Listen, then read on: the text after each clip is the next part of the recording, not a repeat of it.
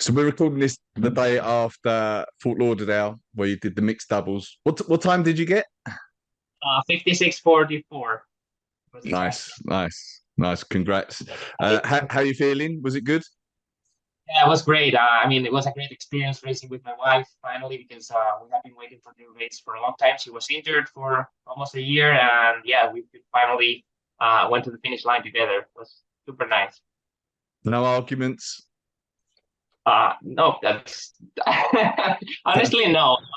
I know this is usually tough when you race with someone you have so much confidence, but it went very well. Honestly, it was super well. We planned the strategy ahead of time and we executed as we planned, so it was pretty good. It's good. Do you like the doubles? I mean, obviously, so you're the men's world record holder in the open doubles. Do you enjoy that race, like compared to Yeah, individuals? I find it super fun, and I find a really good way of like improving your fitness if you are not at 100% and having the feeling of racing. I think it's a good way before a big race, trying to do something spicy and fast. And doubles, I think, is the best option because it's not very like demanding from. It's very demanding, but you can recover very well from the particularly from the open weights. So I find it very fun as well. Um, I've got to ask, as there was the new equipment there yesterday as well for the first time. How was that? Did you like it? Did it feel any different? I liked it. I liked it quite a lot. Many changes, I would say. The sleds felt different. I wouldn't say easier. The sled push felt easier. The sled pull, because I raced with open weights, so I don't have the feeling of the pro weights. But what I heard from the pro heat is that the sled pull was not easy because the rope was very slick and I don't know, and the rope was very stiff as well, so it was not easy to. If people were used to move it fast, it was not so evident.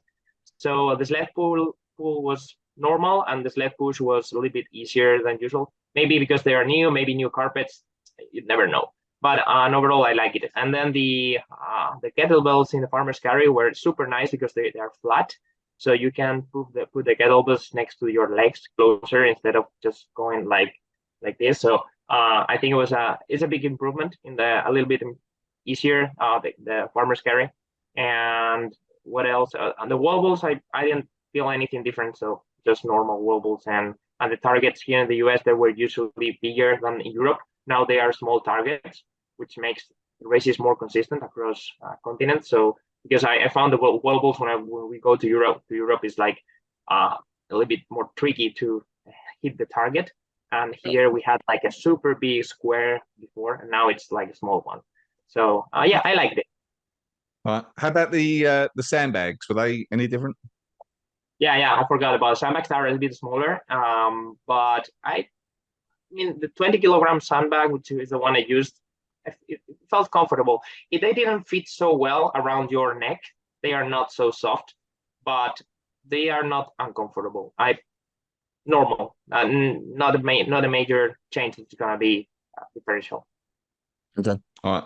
All right. So we can talk about your HYROX journey in a bit and the races like you've recently qualified for the elite race at the World Championships. But let's start with your background. Like what were you doing before HYROX?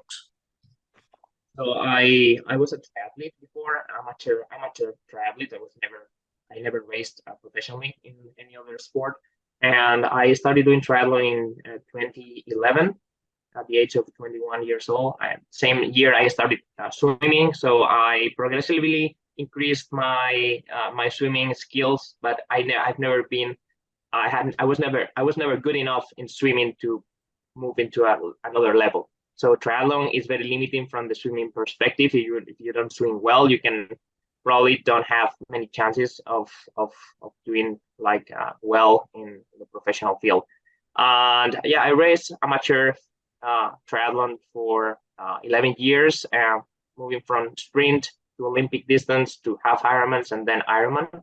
My first Ironman was 11 years after doing my first triathlon, so it took me 11 years to try the long distance. And I did a couple of Ironmans in 2022, Ironman Texas, and then I qualified for the Ironman World Championships in Kona, and that's my triathlon journey basically. Okay. Do you think like the longer distance like the Ironman suited you better? No, I don't think so. It could suit me better if I have time to train, but the problem is that you need a lot of hours and you need a schedule that fits very well with your training, and it's not my case. I realized that Ironman distance was not compatible with my current life. So having a full-time job, having a normal life, and training 20 hours a week is not something you cannot handle for a very long time. And it took me 1 year to realize that. So fortunately, I make the right move to the right place. The popularity of like triathlon and Ironman does interest me because like you say, the amount of time that is needed to put into it, and then just like thousands and thousands of people that are willing to do that. I find it quite interesting. Um, what was your time in Ironman? My first Ironman was 8:45, 8 hours 45 minutes, and then I raced in Kona, and it was 8 hours 59 minutes. So I was under 9 hours in both Ironmans, but I'm not happy with my performance because I was not able to run the marathon. So I faded in the marathon in both Ironmans. I had a real hard time during the second half of the marathon, which is normal for someone who I didn't put enough miles in my legs in the preparation for running.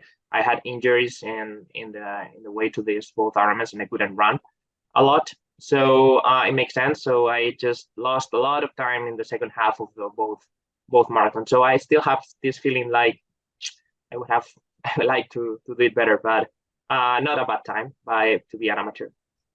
Very good time, very good time. So does that mean that one day it's going to draw you back in and you're going to want to go and do another go? I can say that aloud now, but yeah, this is something that's still in my mind. I want to go back to Kona and do something a little bit better. I was targeting. I wanted to be in the podium in my age group in Kona, and I was very close. I when I was kilometer 30th kilometer, I was fighting with a guy who finished fifth, which the podium in Ironman is for 5 people per age group. It's 5 people, not three. So I was trying to be in the top five, and I was there until the 30th kilometer in the marathon, and then I went back to the 20th place. So it was super tough finish. So I still have this thought in my mind that is something I want to try in the future, but not in the short term. And how was about before that? Like when you were younger, did you have an endurance background as a child? Not really. I grew up doing two sports that have nothing to do with endurance. So one is alpine skiing, and the other one, which we have a nice story with Dylan. Not I sand did skiing. not sand skiing; it's alpine skiing. So just in snow, a slalom, giant slalom. Was the two races I used to compete, and then in the same time I was competing in karate, which is the martial arts. So I was fighting and skiing. These are my two sports until I had 18 years old. So when I went to the Okay. university, I stopped doing competitively both skiing and karate, and I started running casually just because I went to the university first year. I just focused on studying a lot, and I just needed some sport to stay active, and I ran, which was the easiest thing to do. The following year, I joined the university running team, but just was a recreational run club, so it was nothing competitive. And the following year, this is when I started doing triathlon with the university team as well. So I have a very short experience in running, so I don't usually say that I come from running because I just did 1 year of running very recreational, and then I moved into triathlon. Did you find that you were a pretty good runner, but like you had a natural ability for running when you first went into it? Not when I first started, but I improved very fast. It took me very short time to start running different paces. So yeah, and I think I reached my peak of running in 3.5 years after starting doing triathlon. So I kept improving my running while doing triathlon a lot. And but no, I was not particularly good at the beginning. It took me like 3 years and a half to be decent. Okay. All right. So you were doing Ironman not too long ago, 2022, right? You said yes. The 2022 World Championships. Is that Yeah. you were there? I mean, October 2022 was the Ironman race. Okay. Okay. And then so you found HYROX shortly after that, I guess. Yeah, right after I came from Kona, and the story is that I wanted to do something different from Ironman, and because I live in Chicago, I decided that I wanted to be a runner for a year. So I said, okay, I'm gonna sign up for the Chicago Marathon for the following season because Chicago Marathon is in October, so October 2023 was going to be my goal, but I was not accepted because I had never run a marathon before. So I applied for the lottery and I didn't get the entry. So I was not in the Chicago Marathon, and then I said, oh, what can I do this season? I have nothing in my mind. So a couple of weeks after this, I received an email from a swim run club here in Chicago, well, not in Chicago, who they were partnering with HYROX to do a strength program during the winter, because winters in Chicago are really tough and people want to do something different. So they basically offered like 2 months of free training sessions with Lauren and Mark, and then we had to race in Chicago. So both my wife and I signed for this program, and this is how we knew about HYROX. So it's barely a year ago. Nice. And you like when you saw it, I guess you were immediately like, were you immediately attracted to it, or were you hesitant because of like the strength side of it? Uh, it took me a little bit to get used to this sort of training. I was not a very gym person, so I was not a strength at all. When I finished the Ironman World Championships, my weight was 68 kilograms, and yeah, I knew it was too light for what HYROX required. But I loved the way of like combining both sides. So I knew that it was a lot of weight put into the running first part, which I liked, and the weights is something that okay, you can go slowly and get it. And yeah, so I enjoyed quite a lot of the journey through the first HYROX, which was open weights, and it went very well. So I had a lot of time since the first one is when I said, okay, this is what I wanna focus for the next months. But I was not thinking about anything that is happening now. So I was just thinking, okay, this sport is very cool. I want to keep doing it, but I also want to keep doing some triathlon related stuff. So in the spring of last season, I was still swimming a lot. I also raced a swim run course with my wife. I raced an aquathlon in Chicago as well, but short distances things, not very seriously. But it was after New York HYROX when I said, okay, probably this is the sport that I have to go for. So that the first race you did, you were sub 60 in the open, right? Yeah. And then you went and did pro the next race. Yeah. What was your time there? Humbling experience, 1 hour 10 minutes. One It hour was 10. yeah, but I knew that this time was not representing what I was capable of, because I spent 10 minutes in the sled pull and 8 minutes, almost 8 minutes in the wall balls. So these two stations just added this much time above 1 hour. Besides that, I ran at 3:35 minutes per K all the runs. So I was very consistent in the runs. I was the fastest runner in that day, even though Rich Ryan and Ryan Ken was there. Ryan Ken was 56 minutes in that race and that course, and I ran faster. And so yeah, so basically I knew that there was something that I need to work on. A couple of stations that didn't go well, but besides that, I knew that if I put a lot of effort in this station, I could be good in this sport. In hindsight, what do you think it was on the sled pull and the wall ball? Was it a technique thing, or was it like strength? It was a mix. For the pool, I think what I'm seeing, what I saw later, I realized that the lane where I pulled the sled, the girl who was there as well, she was the same girl that finished third in Manchester in the World Championships in the elite weight. So it took her longer than ever at the same lane. So I think that there was something there in the lane, that this sled, something happened with the sled, because it was my first time. I had no other reference, so just it is what it is. And the wobbles is that just I had no enough strength in my shoulders, and this is something that I'm still working on it, because this is my weakness. I do think that does sometimes happen on the sled pull.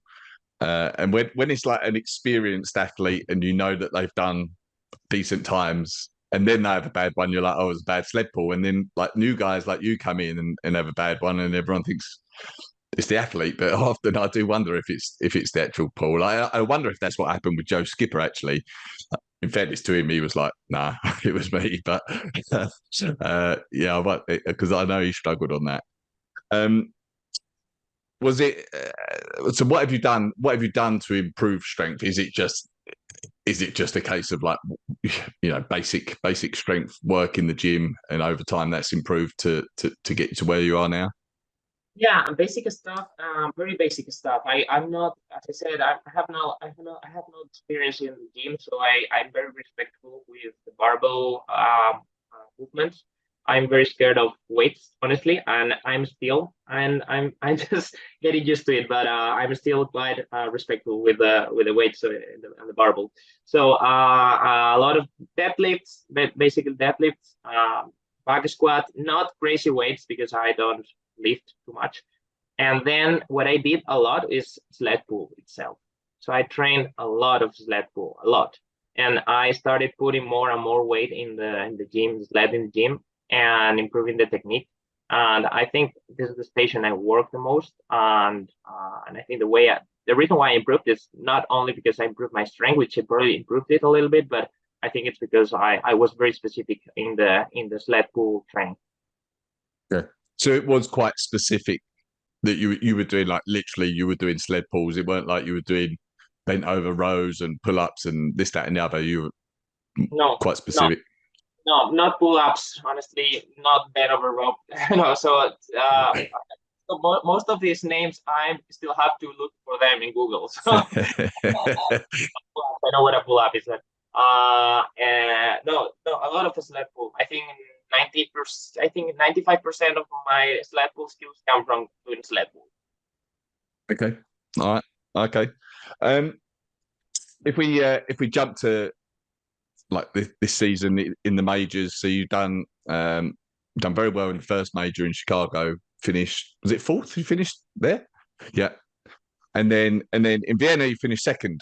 Done amazingly well. Qualified for the elite race in Nice. Did you think that was possible? Like going into that race, you thought qualification was on the cards? I knew it was possible after Chicago.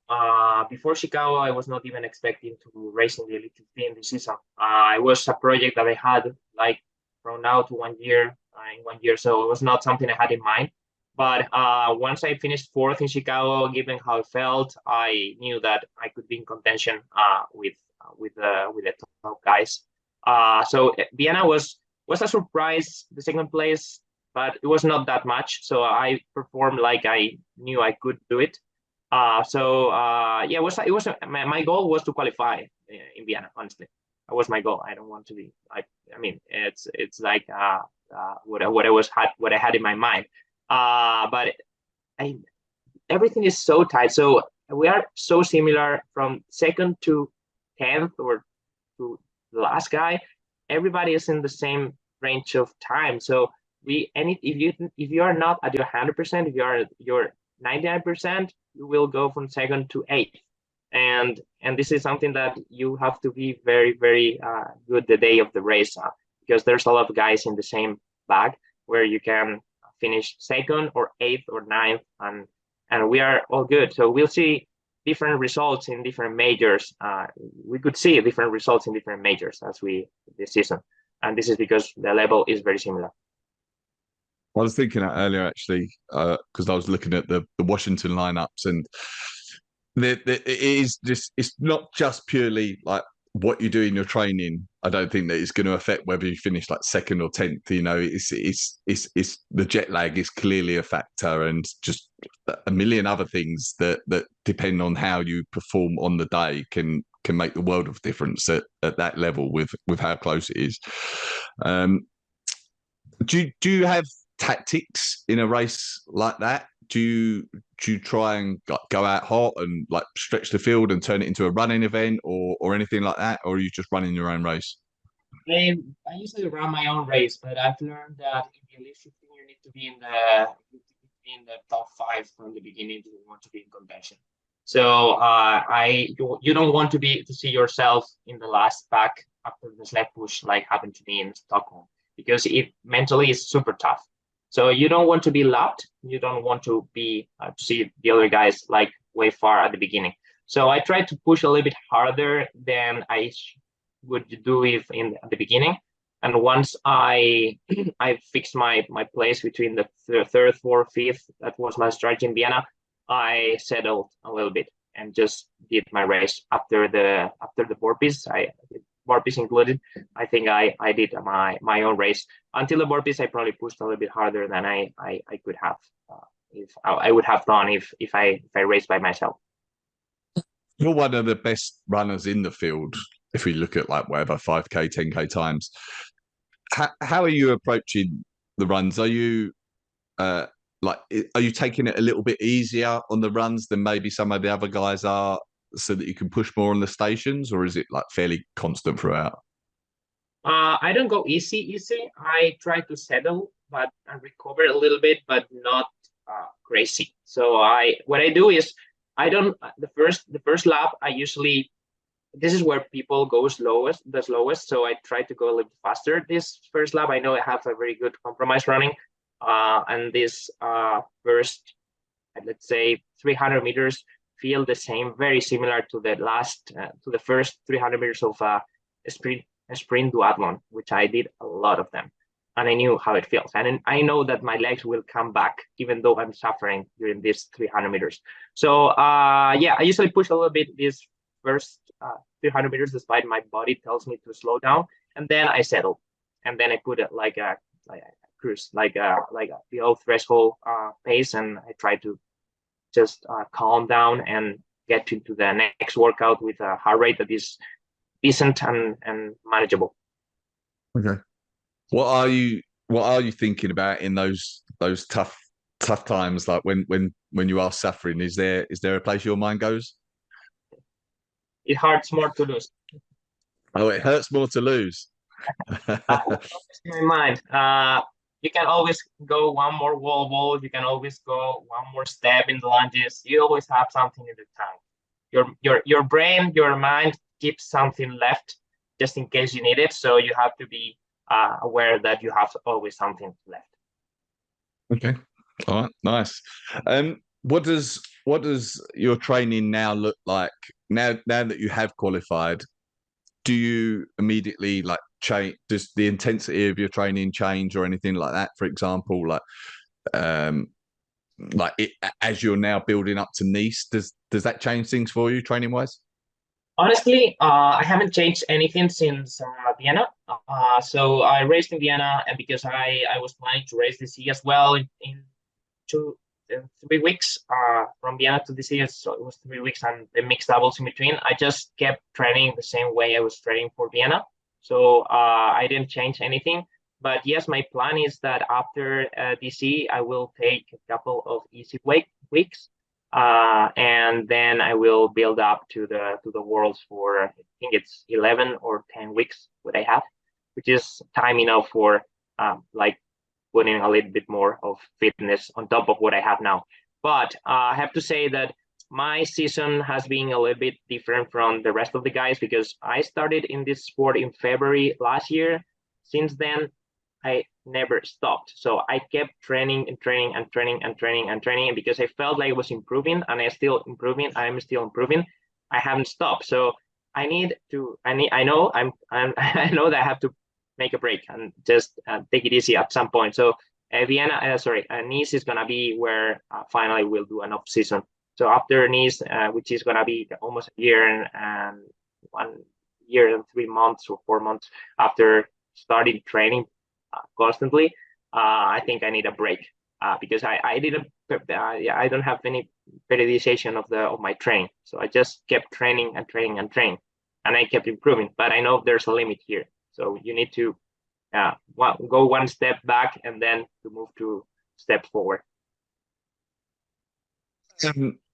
If you think about the running training that you were doing when you were doing Ironman, does it look significantly different to what you're doing now for the running training for HYROX, or is it largely the same? It looks different. Yes, now I'm focused more in intensity than volume. So my running volume is not very high. I'm able now to do like 30 miles, which is 50K per week consistently, which is 3-4 times. I usually run 3 or 4 times per week, which is normal but enough for me. And I put quality sessions, at least 2 quality sessions during the week. So 2 quality sessions, one and a couple of easy sessions. So I don't usually go for long runs now. I feel like I don't need this endurance work that I have for this like 11 years doing triathlon. So I just focus more in intensity and quality than volume.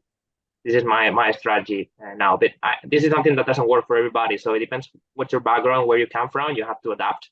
But in my case, I put in more effort in the strength-based or compromised strength than running itself.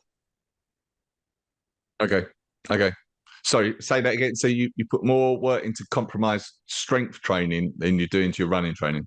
Yeah, and I say compromised strength because people usually train compromised running. I don't do a lot of compromised running. I say that I usually do compromised strength. Yeah,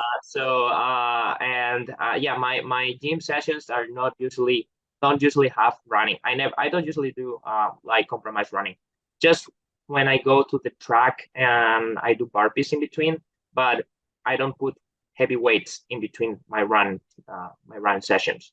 So just I do this separately. So compromised strength, which is a mix of HYROX, rowing, skier, and heavy stuff, and purely running. So I have both separately.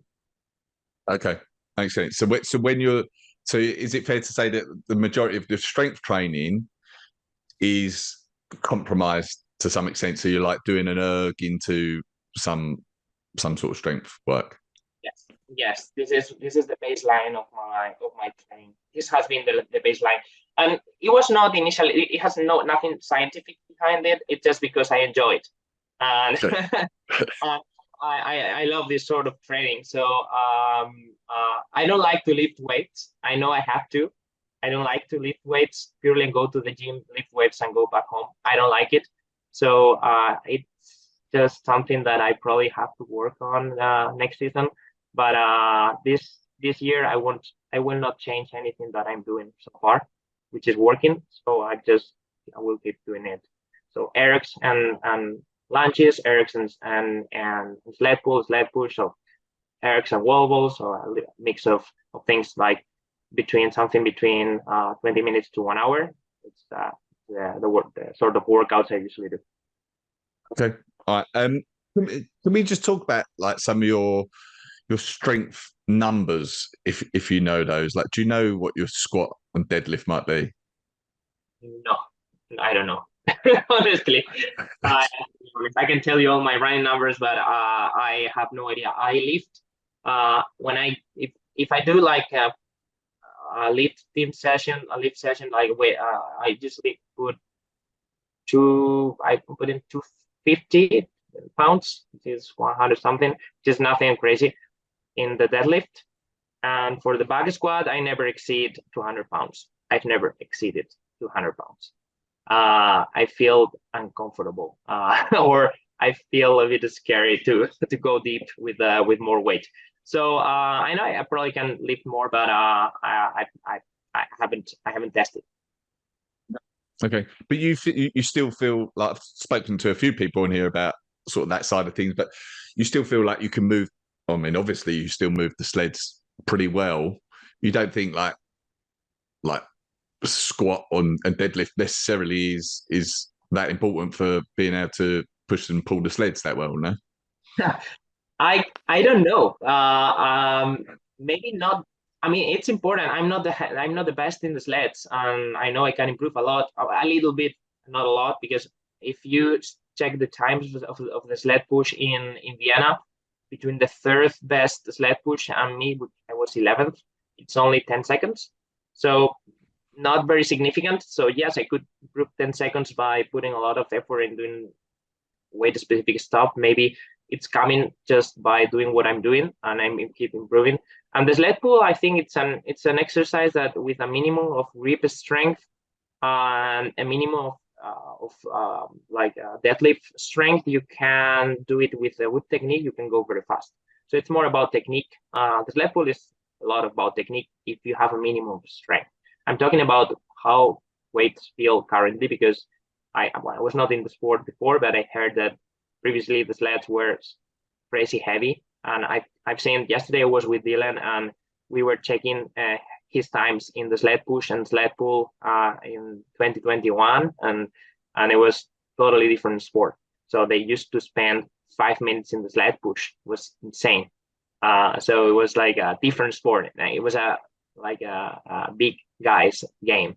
Not now it's more like hybrid game where the runners maybe have a space. Mm-hmm. And it'd be interesting to see. Like, it looks like the sleds were reasonably fast yesterday. The push, whether that if that continues, does it become more of a runner's game than it otherwise has been? Um, you mentioned we were talking about running, and you mentioned like quality sessions. Do a few quality sessions a week, and a reasonably high percentage of your running work is quality. What might a session look like for you? What's a typical session?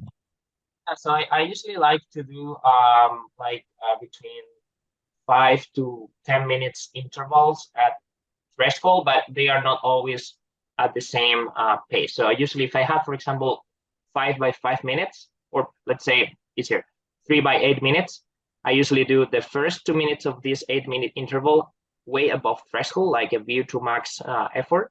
And then I settle for 5 minutes trying to recycle the lactate.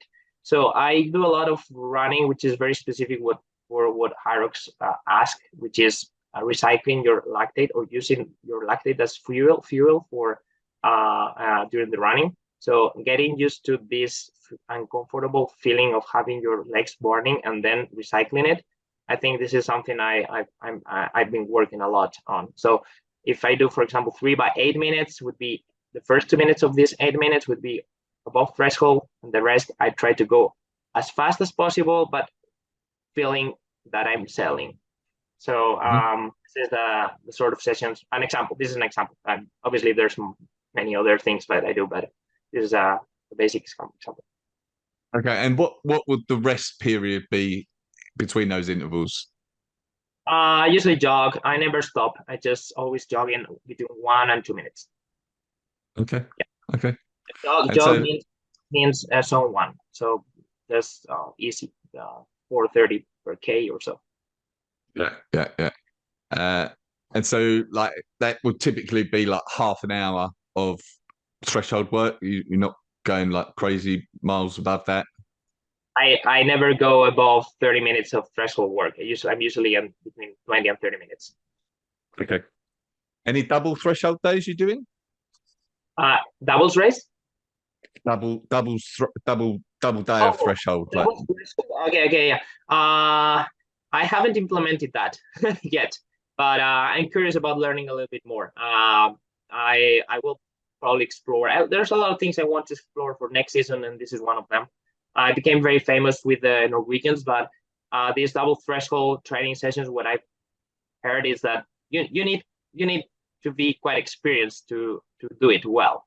And I've checked my thresholds, and I checked with a coach. I don't have a coach, but I checked with someone who knows a lot about this, and he told me the paces I had to go for these double threshold sessions, and sometimes it's like they are tough.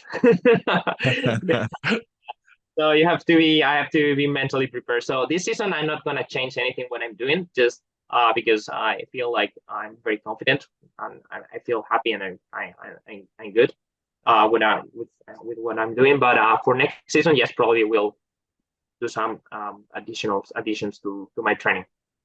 Yeah. And you just mentioned there that you don't have a rest, like you slow jog. Is that really just like because of like HYROX, we're not resting? Is that the thought process there? It's because how HYROX works. It's because the same as I used to do in when I trained for Ironman and half Ironman races. My interval training sessions were never with a full rest. But when I was younger and I raced sprints and Olympic duathlons and triathlons, I did a lot of full rest and interval sessions. So I know how they feel as well. But I think now it fits me well better for the sport we are doing, like this 2 minutes in between jog and then full rest. Okay. Okay. Um, Running technique. Do you work on that very much? There's some people I look at that I think they run well, and you're certainly one of them. I think you make it look very easy what you do. Is that something that you work on? No, I don't work on my technique. I do some drills, but not for technique, but for more for like warming up or just feeling a little bit like spicy or just a little bit of work, just warming up. I have some drills that I do before the race. I do before a hard part of the session, but just for warming up. You can call them technique drills, but they are just not for this purpose. I from the very beginning I used to be a mid food or runner, so I was not using my heel during the runs because, and I think that my theory is that, but from the very beginning, so it was something I never had to think about. So it was because when I did karate for so many years, and when you fight, you are always jumping, constantly jumping, and using the forefoot. So I kept doing it while running. So I felt that it was the natural way of running when I started running after 15 years of karate. So I think it was the reason why I use not midfoot forefoot. It's very evident in the videos how my running is. Even though if I go at 5 minute K, I run the same way. So not how fast I go, is I always run with the same technique. But no, I don't do anything specific. Just what I've been doing all my life. Okay. Okay. You said you'd know your running numbers. So what are you like? 5K, 10K, marathon, whatever. Well, my best 5K when I was fit, I could have gone under 15 minutes. I haven't gone because races were not matching exactly, but close to 50 minutes, 15 minutes, 3 seconds was my best. And now I think I could be in 15, 15, 20, 15, 15, more or less. Not very far from that moment. Actually, I raced this Christmas few running races, and I was in this range. But when you run road races, it's like you cannot compare because there's hills, there's many other things. They're not 100% accurate. So, but yeah, I think I'm in this range. And then for the 10K, my best is 30 minutes 59 seconds. And now I think I can go under 32 or so, 31 highs maybe. But besides like anything longer than 10K, now I think it would be much slower than it used to be. So the because I'm doing just shorter sessions, I'm focused more on this 1 hour range HYROX, which is not the same as running a half marathon or a marathon. Yeah, my marathon, half marathon, for example, is I don't have a very good time in the half marathon because I haven't done too many. I've done a lot of half marathons within Ironman. So half Ironman races, my marathon time is between 1:13 to 1:14. Was like my times normally. And the marathon, I only did 2 of them in the Ironmans, and they were not good at all. So, all right, those times are nice though. Excellent.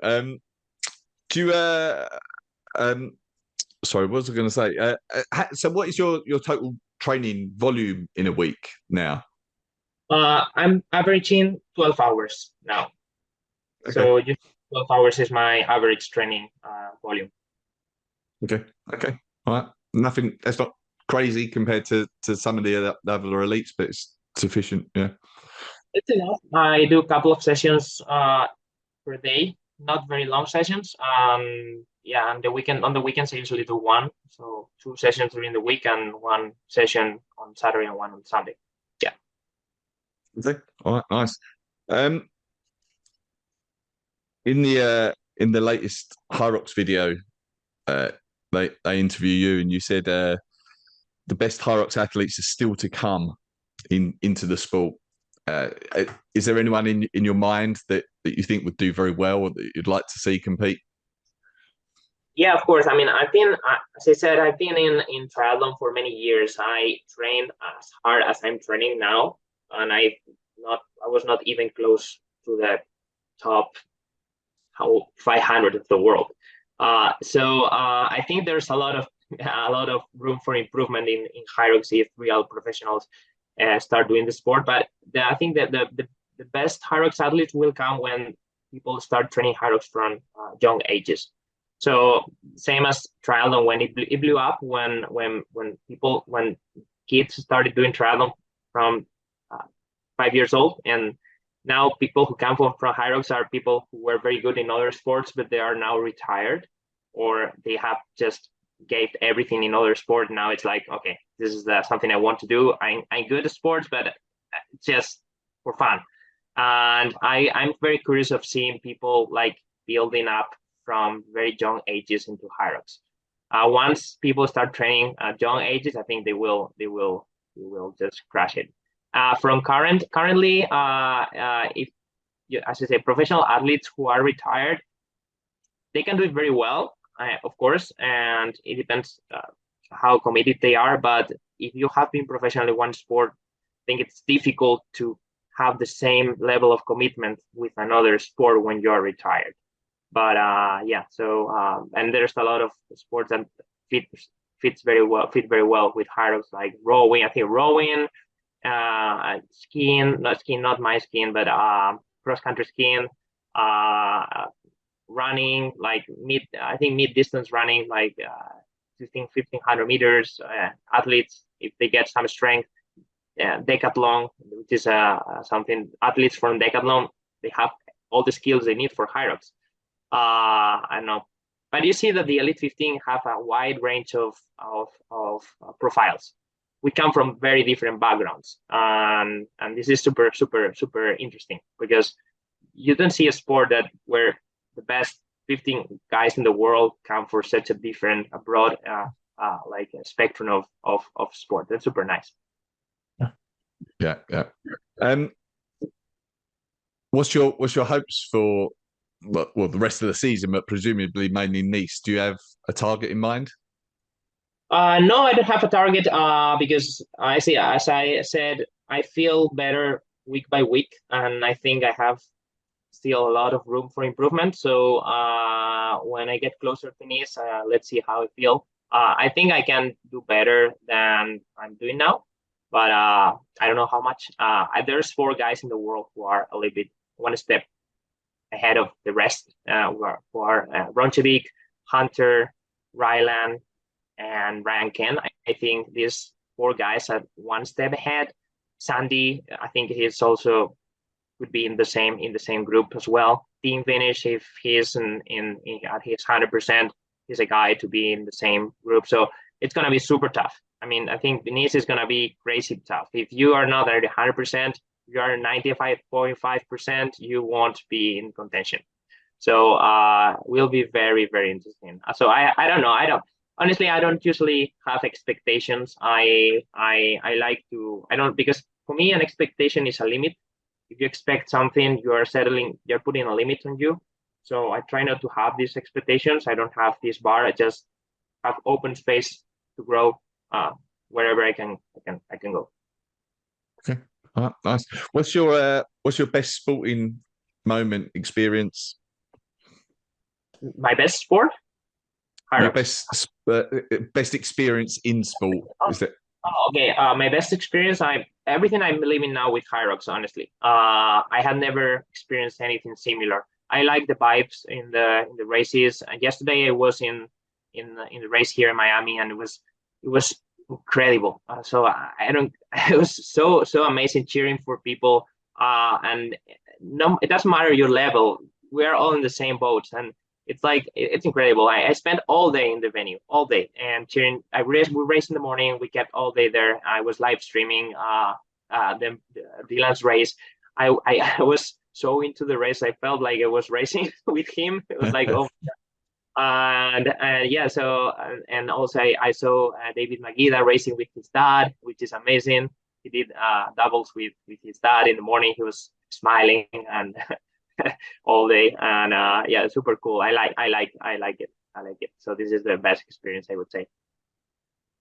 That that atmosphere, the atmosphere at the Vienna race, I thought was very special as well, wasn't it? Like the crowd there, the evening race, that was very special. I thought.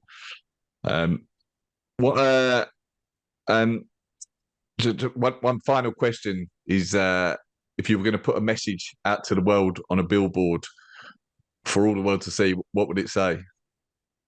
Don't put your limits. As I said, the same as I said before, no expectations. Try to be open whatever happens, and don't try, because once you expect something, as I said, you have a limit there. So try not to expect anything, and just whatever comes, take it. Be happy what it is, and try to be happy. I think if you're happy, there's no limits. Brilliant, brilliant, love it. All right, well, brilliant. Thank you for this. Really appreciate it. Anything else I should have asked you? And also, if where should people go if they want to follow you, find out more about you? Yeah, so no, you can follow me in Instagram. I'm not a super social media guy, but I'm just getting used to it. So Pelayo Felechosa is my Instagram. Yeah, so you can follow me there. You can DM me if you want. I mean, I usually answer everybody, so it's like I've got a lot of questions and comments since I started like being here in HYROX in the Elite 15, and it's always great to go to a race and talk to people. So come here, talk to me, and just I'm open to discuss. I'm one of you. So yeah, that's all. And this is going to go out a couple of days before the Washington, or a day before actually the Washington DC Elite race. You're racing in that, yeah? Yes, yes, I'm racing in Washington. Just I'm Do you ready. have? Is it now that you've qualified for the worlds? Does your tactics change for this race? Are you going to go out really hard or anything like that? Maybe, Maybe we'll wait and maybe, see. Tune in. maybe. We'll see on Friday. Okay. All right. All right. Nice. Well, thank you for this, and yeah, I'll see you in DC. Yeah, thank you, Greg. Thank you. Bye. See you. See ya.